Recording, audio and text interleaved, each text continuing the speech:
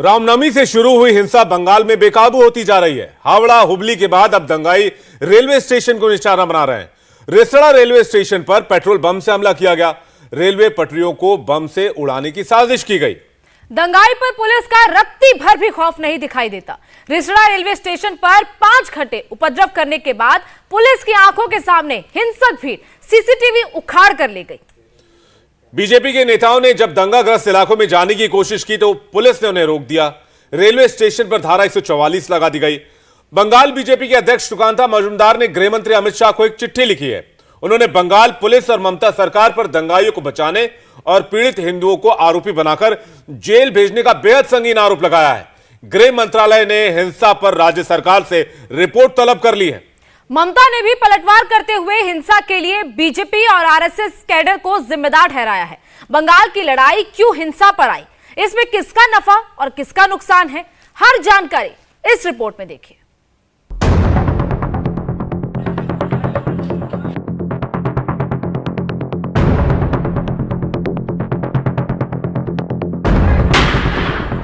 पश्चिम बंगाल में हावड़ा में फिर हिंसा और पथराव हुआ है। इस बार दंगाइयों ने हावड़ा बर्धमान रेलवे लाइन पर रिसाला रेलवे स्टेशन को निशाना बनाया। कल रात यहां करीब 5 घंटे तक हिंसा हुई, पथराव हुआ, बम फेंके गए और आगजनी हुई।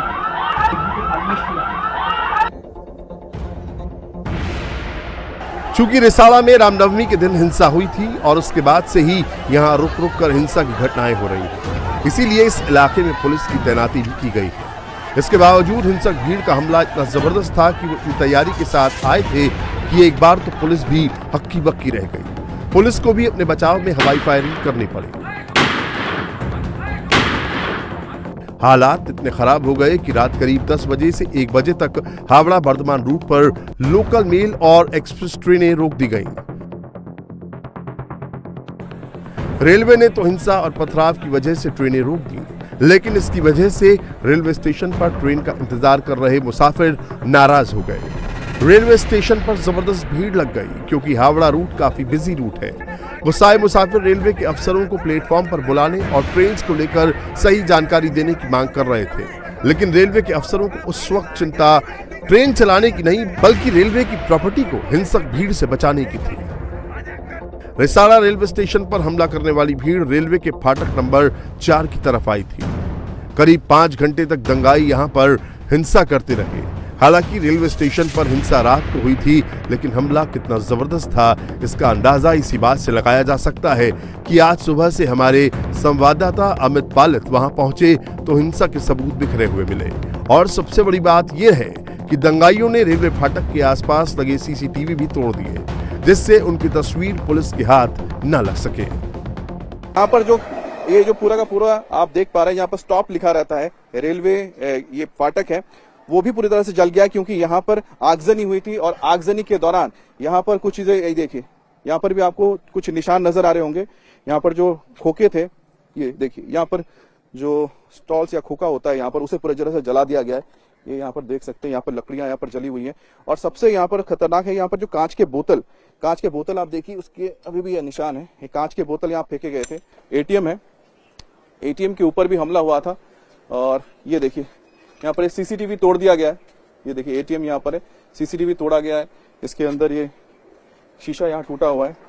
और अगर आप ये देखिए, अंदर देख रहे हैं आप, ये यहाँ पर भी आपको ईंट नजर आ रही होंगी। और अंदर भी आप देखिए तो तोड़ा फोड़ा गया, यहाँ पर सीसीटीवी तोड़ दिया। अंदर आइए, देखिए, मैं कहूंगा सुजीत हमारे कैमरा पर्सन है, सुजीत दा, दिखाइए किस तरह से यहाँ पर कैमरा तोड़ा गया है, जो यहाँ पर एटीएम लगा हुआ। और नीचे देखिए, वहां पर सीसीटीवी का जो हिस्सा है नीचे गिरा हुआ है।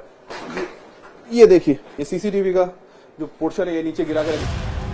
बंगाल में जब रामनवमी पर हिंसा हुई तो ममता सरकार ने, तृणमूल कांग्रेस के नेताओं ने रामनवमी पर निकलने वाले जुलूसों और शोभा यात्राओं को हिंसा के लिए जिम्मेदार ठहराया। लेकिन इस बात का जवाब किसी के पास नहीं है कि रिसाला रेलवे स्टेशन पर कल रात जो हमला हुआ वो क्यों हुआ, किसके उकसाने पर हुआ। क्योंकि यहाँ तो ना तो कोई शोभा यात्रा निकली, ना ही कोई नारेबाजी हुई। जिस तरह हमला हुआ उसे देखकर यही कहा जा सकता है कि हिंसा की तैयारी पहले से ही कर रखी गई थी। बड़े पैमाने पर लोकल क्रूड बम का इस्तेमाल हुआ, पेट्रोल बम फेंकी गए, ज्यादा से ज्यादा नुकसान पहुंचाने के लिए कांच की बोतलें लाई गई, चूंकि हिंसा करने वाले लोग रेलवे लाइन की दूसरी तरफ से आए थे। वो रेलवे ट्रैक पर बिछाए गए पत्थरों को भी लेकर आए थे। ये जो बोतल है, यहाँ पर बोतल का सबसे ज्यादा इस्तेमाल किया गया है। बोतल बहुत फेंका गया है यहाँ पर वो हर तरफ कांच कांच कांच कांच। आप देखिए, सिर्फ और सिर्फ आपको कांच यहाँ पर नजर आएगा। देखिए, अलग अलग तरह के ये सिर्फ बोतल है, आपको बता दें। और ये सब अल्कोहल के बोतल है जिसका इस्तेमाल यहाँ पर किया गया है, फेंका गया है। ये इस तरफ भी आप देखेंगे तो यहाँ पर भी कांच, सिर्फ कांच ही कांच आपको नजर आएगा। और देखिए, साथ में जो रेलवे ट्रैक के पत्थर है, रेलवे ट्रैक के पत्थर का भी यहाँ पर इस्तेमाल किया गया। रेलवे के पत्थर भी फेंके गए हैं। ये बांस और बल्लियों से भी हमला किया गया। देखिए, बांस और बल्लियों का इस्तेमाल किया गया। और आपको हर तरफ यहाँ पर कांच के बोतल नजर आएंगे। और ये देखिए, दुकानें सब बंद है। यहाँ पर दुकानों को बंद करके रखा गया है क्योंकि दुकानों के ऊपर भी देखिए ईंट, ये बोतल, ये सब फेंका गया था। और रेलवे ट्रैक से पत्थर उठाकर यहाँ पर फेंका गया है। बस राहत की बात इतनी रही कि हमले में जान का कोई नुकसान नहीं हुआ। कम तादाद में ही सही, लेकिन जिस वक्त यहां हमला हुआ तब रिसाड़ा रेलवे स्टेशन इलाके में पुलिस तैनात थी। इसीलिए जैसे ही पुलिस वालों ने हमलावर भीड़ को आते देखा, तुरंत एक्स्ट्रा फोर्स बुला ली गई, जिससे हालात बेकाबू होने से बच गए। सर, झमेला हुआ है, किधर से हुआ इतना नहीं पता है, लेकिन हम लोग को प्रोटेक्शन के लिए जो पुलिस प्रशासन जो है वो अलर्ट रहना चाहिए। लेकिन प्रशासन से हमें विश्वास है कि प्रशासन हम लोग को रक्षा करेगा दोनों तरफ से। 5-6 घंटा 8:30-9 बजे से पूरा बम चला। 5 घंटा पुलिस हम लोग का हेल्प किया है, बहुत हेल्प किया है। वो लोग नहीं रहता तो कुछ अलग कांड हो जाता हम लोग के साथ। इतना वो लोग पुलिस को भी नहीं मान रहा है। सब कुछ उस तरफ से हुआ, तो उस तरफ से बम फेंक रहा है, ये फेंक रहा है। रेलवे लाइन के उधर कल ऐसा हुआ मोर्चा की जस्ट हम लोग यहाँ पे जस्ट नमाज हो रही थी, यहाँ पे मदरसा सामने में। नमाज होने के बाद अचानक देखे कि यहाँ पे बम गिरा था पीछे साइड में, रात को 8-10 पे। यहाँ से बम गिरने के बाद हम लोग आधा लड़का इधर गया दौड़ के। तो उसके बाद जब हम लोग इधर आए तो देखे इधर में सब पत्थर चला। तब यहाँ पे 10-12 ऑफिसर थे, उन लोग के ऊपर पत्थर चला था। तो हम लोग फिर जाके उन लोग का समर्थन किए कि सर अगर आप लोग को चाहिए तो बोलिए। तो बोला नहीं बाबू, फोर्स अभी आ रहा है, आप लोग अपना इलाका में रहिए, बाकी हम लोग संभाल लेंगे। बाकी जो काम किया सब प्रशासन ने किया, बहुत अच्छी तरीके से किया।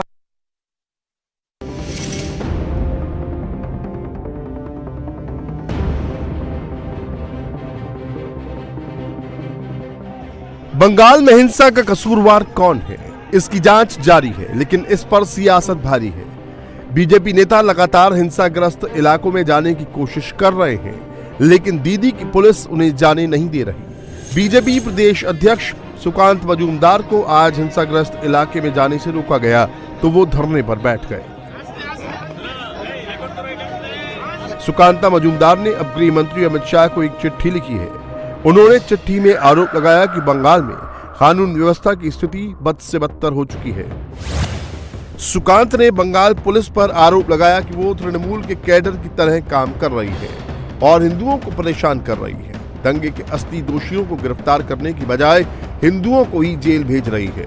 उन्होंने चिट्ठी में लिखा कि केंद्र सरकार ने अगर जल्द हस्तक्षेप नहीं किया तो इसकी भारी कीमत वहां के हिंदुओं को चुकानी पड़ेगी। बीजेपी आरोप लगा रही है कि बंगाल पुलिस तृणमूल कांग्रेस के कैडर की तरह काम कर रही है।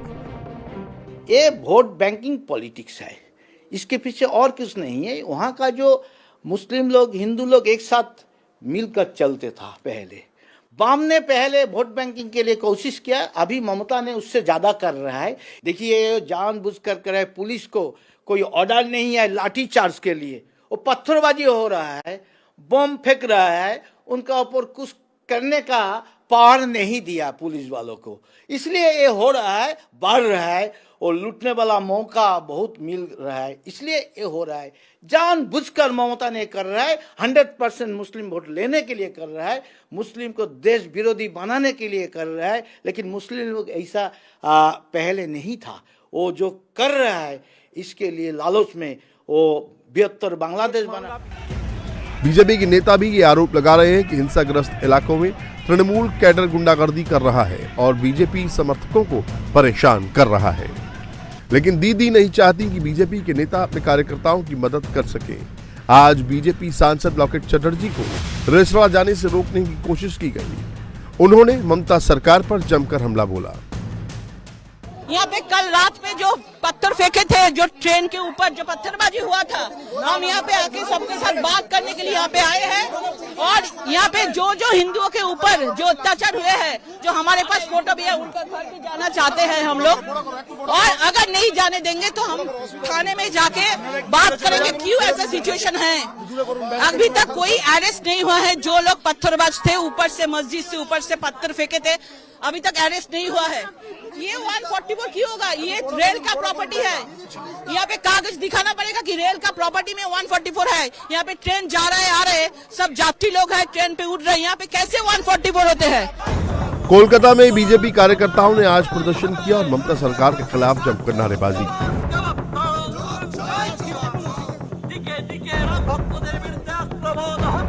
बीजेपी नेताओं का एक डेलीगेशन आज राज्यपाल से भी मिलने पहुंचा।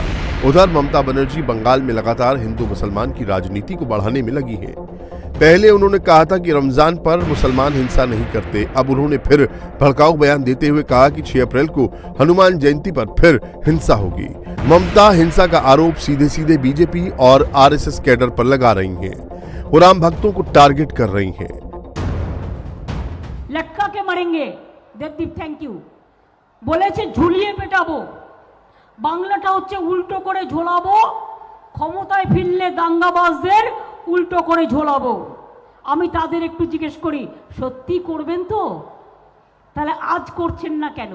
দাঙ্গা তো করছে বিজেপি, দাঙ্গা তো করছে বজরং দল, দাঙ্গা তো করছে আপনার সমস্ত বিজেপির লোকেরা। তারা গিয়ে এলাকায় এলাকায় দাঙ্গা করছে, কেন তাদের উল্টে পেটাচ্ছেন না? যেটা নিজেকে বলছেন चैरिटी बिगिंस एट होम। दरअसल सारा खेल 2024 के चुनाव को लेकर हो रहा है।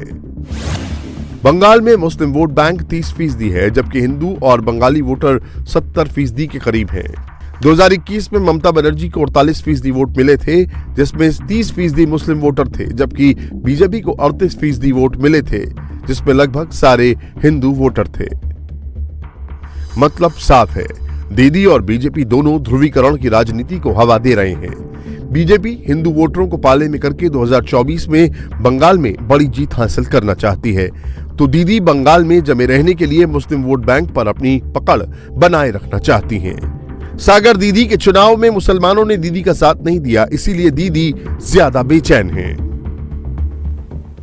इंडिया टीवी हर वक्त हर जगह डाउनलोड करने के लिए सर्च करें India TV news Google play store या ऐप स्टोर पर।